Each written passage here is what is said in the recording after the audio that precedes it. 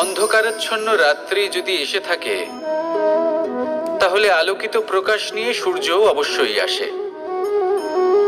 রোগ যদি এসে থাকে, তাহলে তার ওষুধও অবশ্যই আসে। সমস্যা যদি আসে, তাহলে সেই সমস্যার সমাধানও নিজে থেকেই আমাদের কাছে চলেই আসে।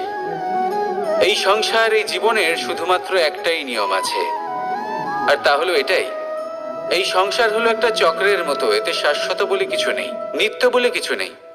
আর যা কিছুই রয়েছে সব বদলাতে চলেছে। যদি আপনার জীবনে দুঃখ থাকে, সমস্যা থাকে, যদি আপনি বিপদ দ্বারা আচ্ছন্ন, তাহলে মনে রাখবেন সবকিছু বদলে যেতে চলেছে।